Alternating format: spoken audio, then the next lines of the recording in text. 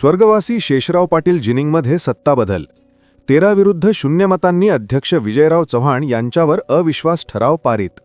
पुसद येथील स्वर्गवासी शेषराव पाटील सहकारी जिनिंग व प्रेसिंगचे अध्यक्ष विजयराव चव्हाण यांचेवर संस्थेच्या 13 समिती सदस्य संचालक यांनी विविध आरोप करीत अविश्वास असल्याचे पत्र जिल्हा उपनिबंधक सहकारी संस्था यवतमाळ यांना 8 डिसेंबर 2025 रोजी दिले होते.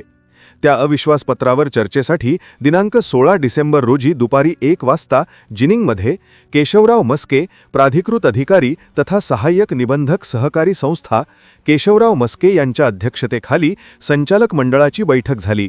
या बैठकीला 17 पैकी 14 संचालक हजर होते. त्यापैकी उपाध्यक्ष राजेश मल्हारी सोळंके, संजय दत्ताराव लोंढे, शरद शेषराव पाटील, प्रकाश रामराव वायकुळे, इक्बाल अहमद खां, मीर आलम खान, गुलाब जेसा राठोड, प्रकाश चतुर्भुज बोमले, अवधूत भाऊराव पाटील, प्रतापराव अप्पाराव देशमुख, संतोष धोंडियप्पा घळे, दीपक लक्ष्मणराव जाधव, श्रीमती विद्या पुरुषोत्तम डुबेवार, सौ शांताबाई साहेबराव ठेंगे या 13 संचालकांनी अविश्वास प्रस्तावाच्या बाजूने तर अध्यक्ष विजयराव चव्हाण तटस्थ राहिले. सय्यद नायब सय्यद हबीब, सुभाष भगवानराव जाधव व संतोष किसन चव्हाण हे 3 संचालक अनुपस्थित होते.